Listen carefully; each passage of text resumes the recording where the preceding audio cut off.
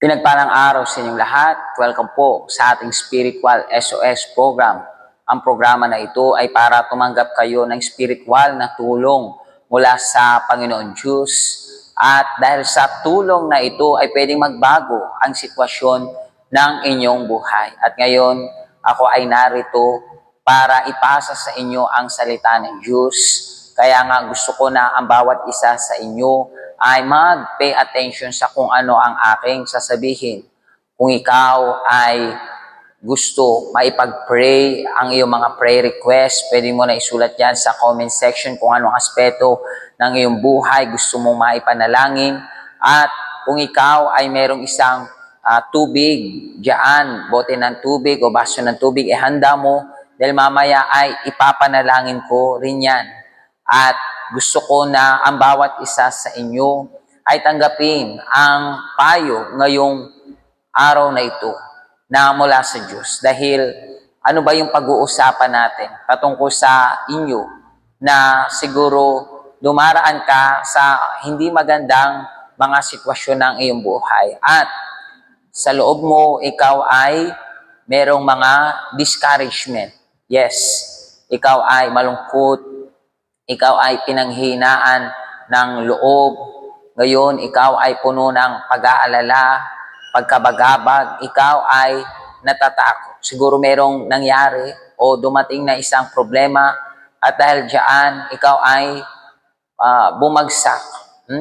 Ikaw ngayon ay balisa, walang lakas, at ngayon ay hindi maganda ang mga pumapasok sa iyong isipan, and even hindi maganda ang iyong pakiramdam. At ikaw ay umiiyak o nagdurusa sa iyong buhay. Kaya nga ngayon nandito ako para ipasa sa iyo ang salita mula dito sa salita ng Diyos sa Biblia.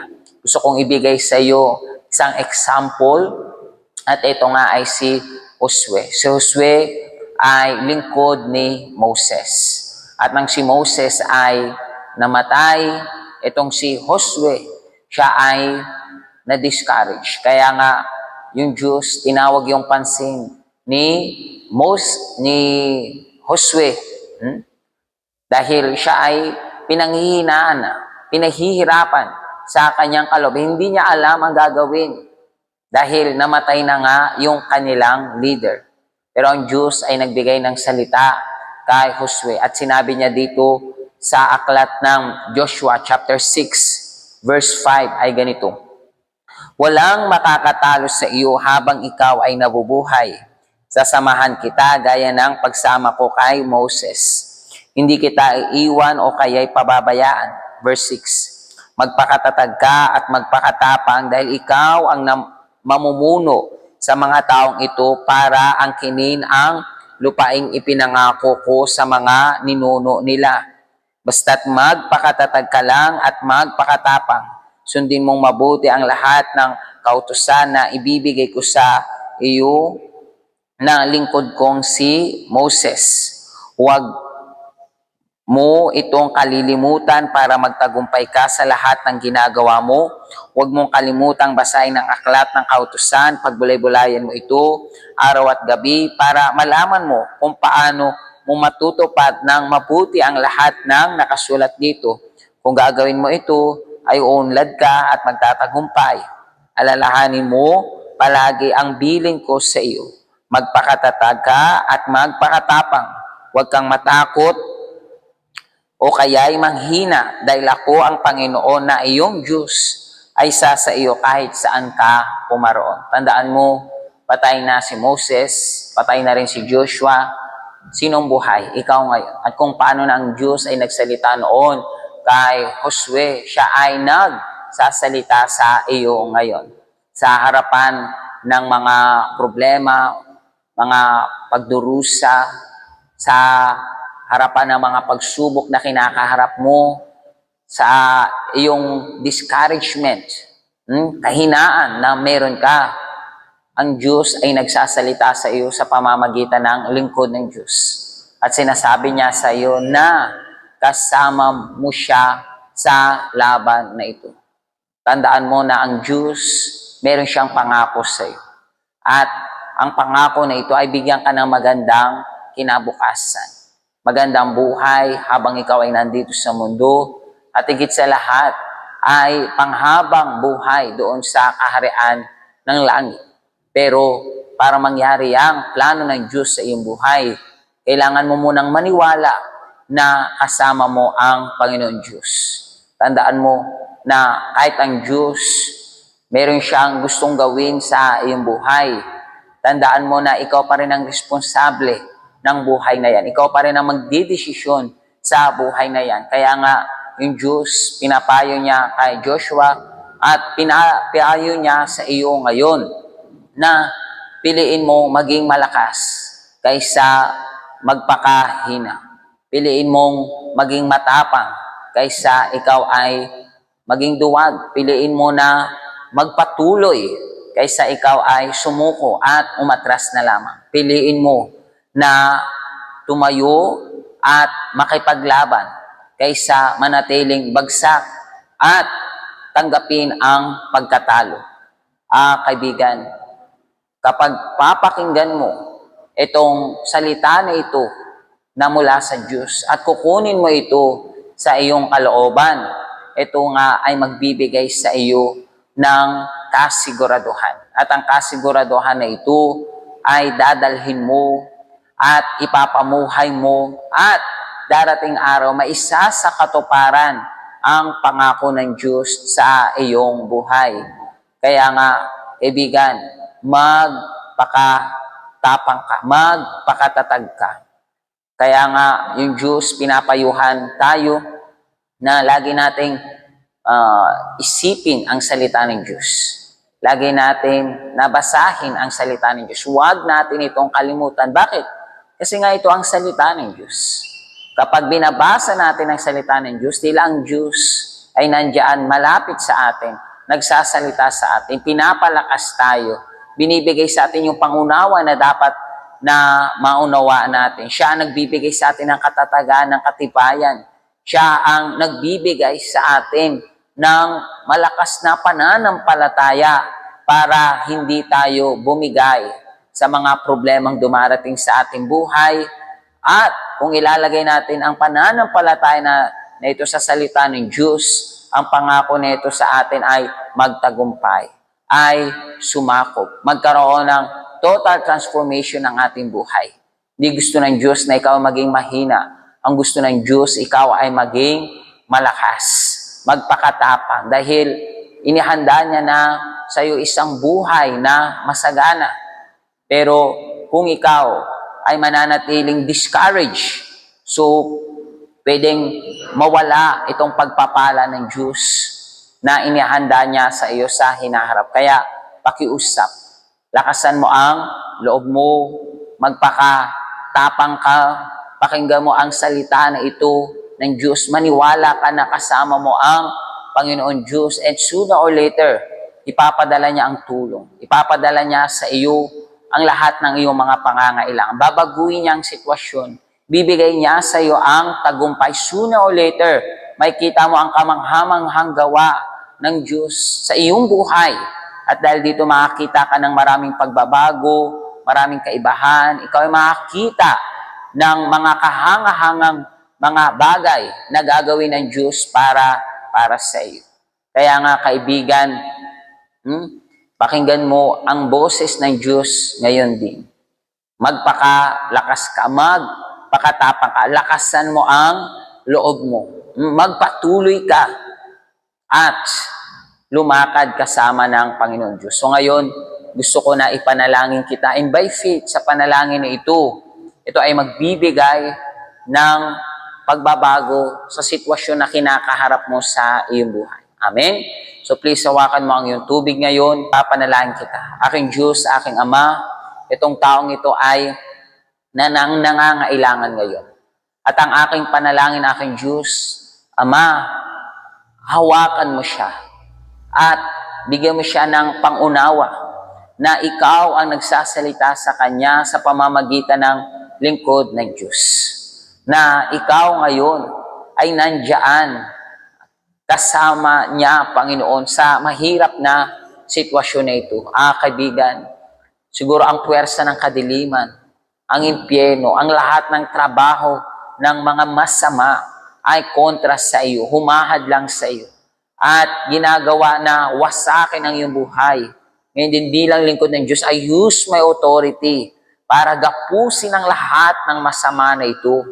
At sa pangalan ni Hesus Kristo ay inuutusan na lumayas ngayon diyan sa iyong buhay. Aking Diyos, aking Ama, itinataas ko ngayon, aking Diyos, ang buhay ng taong ito. Pagalingin mo siya na mayroong sakit.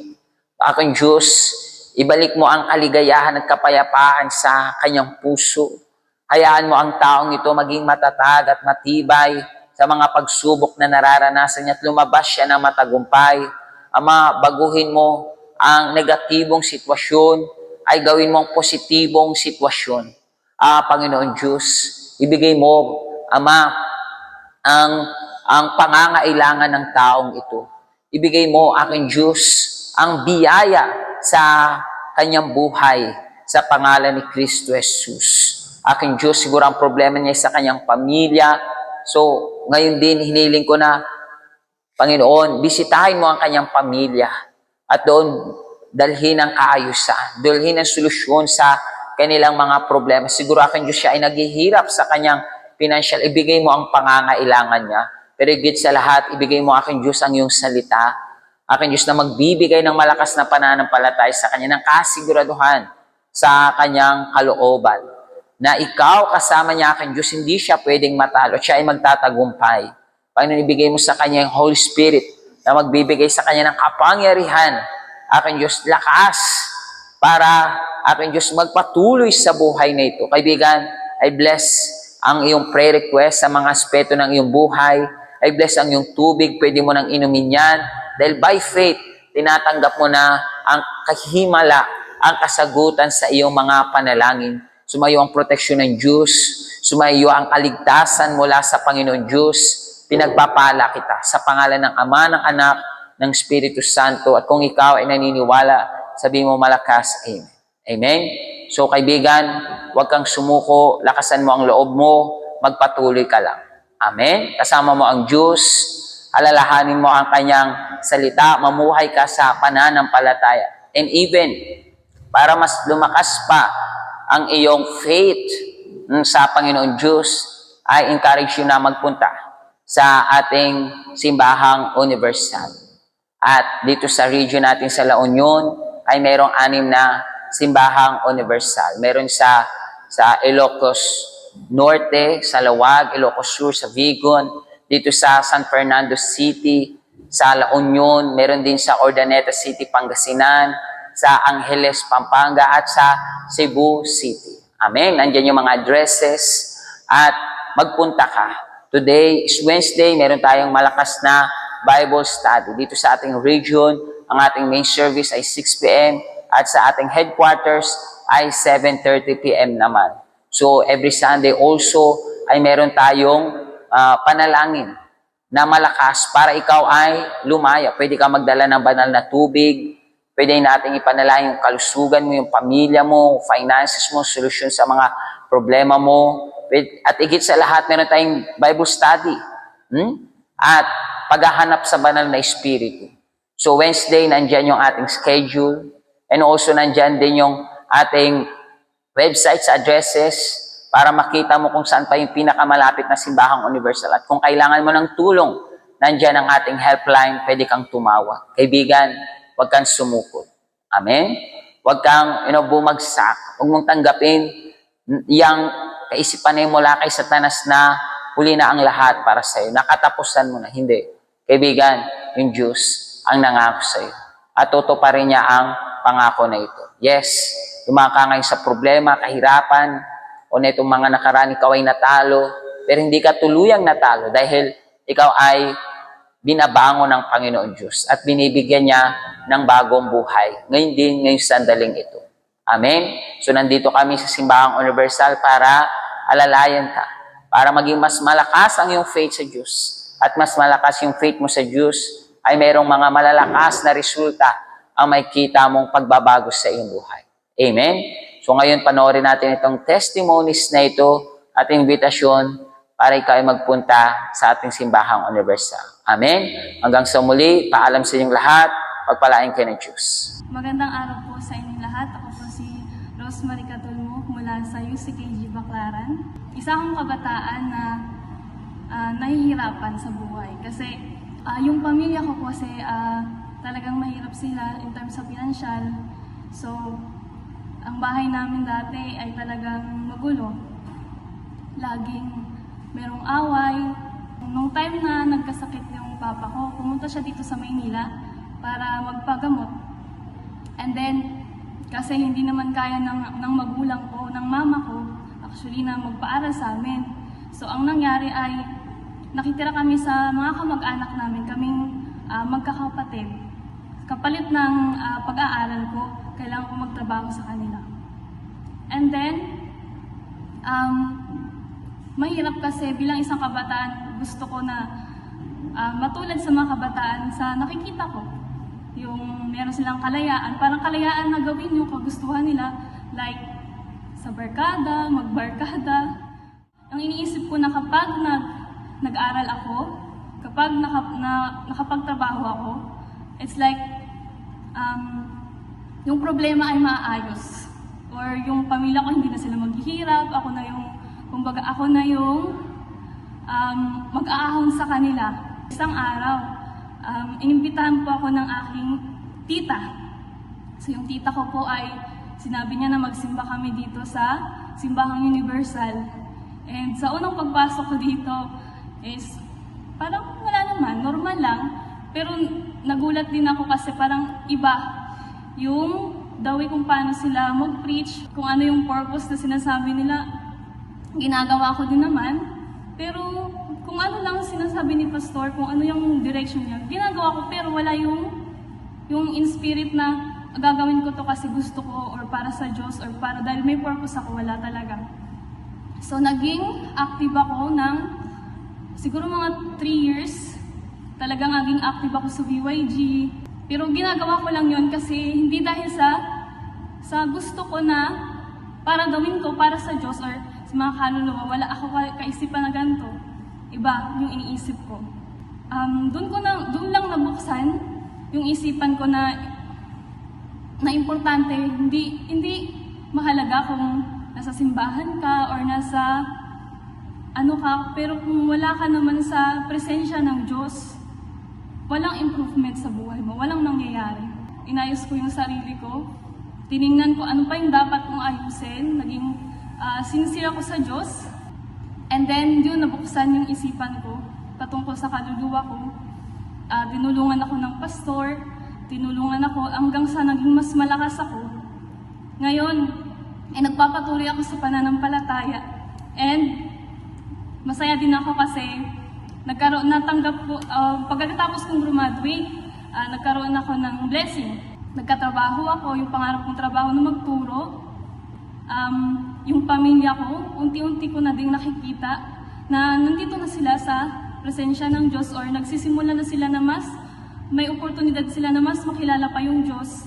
So, unti-unti nang natutupad yung plano ng Diyos sa buhay ko. And higit sa lahat ay nagpapatuloy na rin ako sa pananampalataya para mas maging malakas pa na kabataan o kababaihan ng Diyos. So ngayon ako ay masaya na, ako ay higit na mas lumalakas pa.